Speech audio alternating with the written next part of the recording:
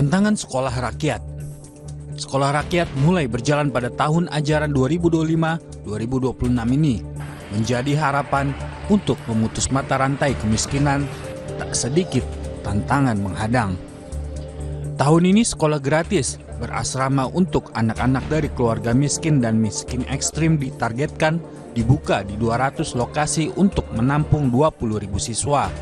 Saat ini pembelajaran sudah dimulai di 63 lokasi, dengan 37 lokasi diantaranya akan dimulai pada akhir Juli 2025. Adapun 100 lokasi sisanya dalam persiapan.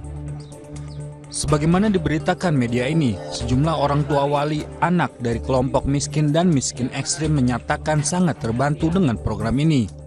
Mereka dapat menyekolahkan anak-anak mereka tanpa harus mengeluarkan biaya pendidikan sepeser pun. Mereka juga mendapatkan jaminan pendidikan yang berkualitas bagi anak-anak mereka, kesempatan yang sangat sulit mereka dapatkan selama ini. Pendidikan, terutama pendidikan berkualitas, diyakini merupakan pengungkit mobilitas sosial. Sekolah rakyat menjadi pintu masuk bagi keluarga miskin dan sangat miskin. Dengan pendidikan berkualitas, anak-anak diharapkan memperoleh pekerjaan dan penghasilan yang lebih baik pula. Target 200 sekolah rakyat akan dengan mudah tercapai pada tahun ini. Tetapi pendidikan yang berkualitas membutuhkan guru-guru yang berkualitas serta pelaksanaan program yang cermat dan menyeluruh.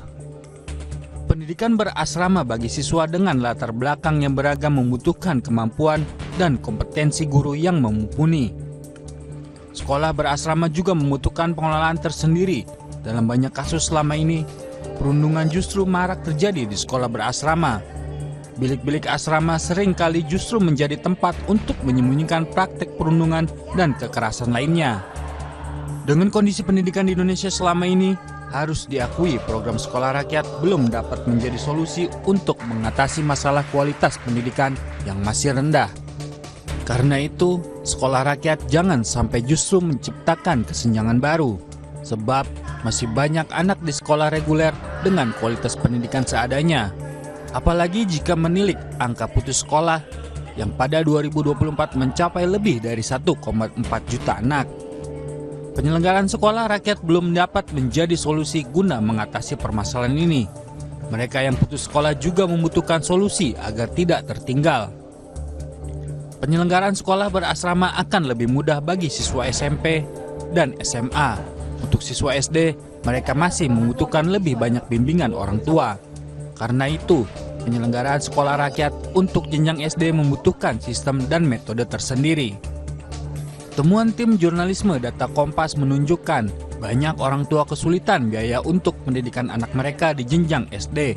Apalagi biaya pendidikan untuk SD terus meningkat. Padahal, pendidikan jenjang SD menjadi peletak dasar jenjang pendidikan berikutnya.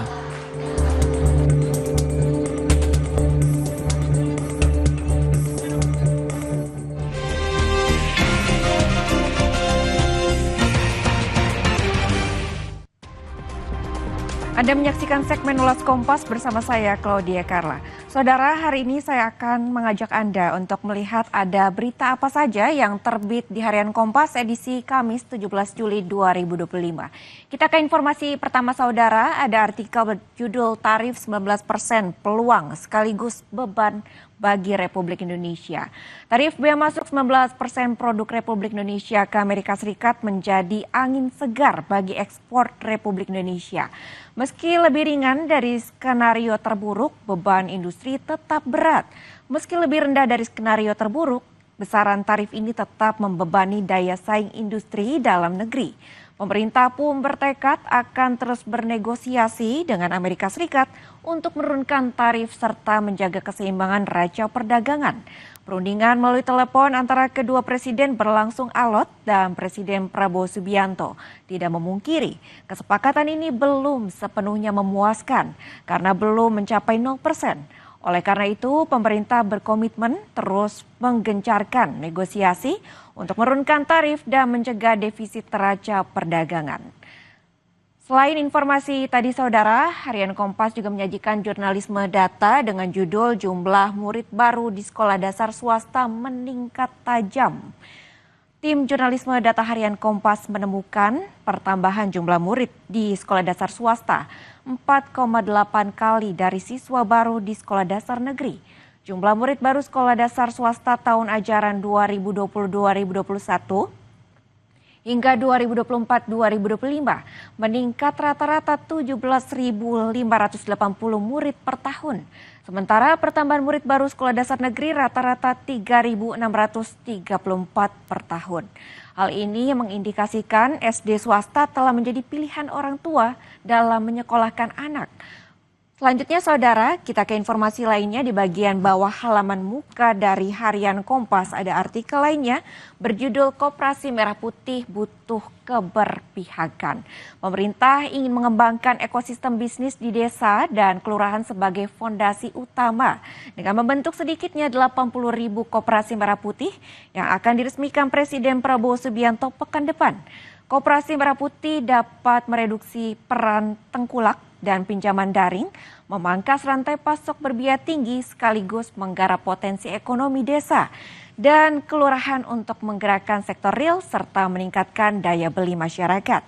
Tujuan ini membutuhkan perubahan kebijakan mendasar pemerintah dan keberpihakan pemangku kepentingan mendampingi pengurus agar persoalan klasik koperasi terkait tata kelola tidak terulang.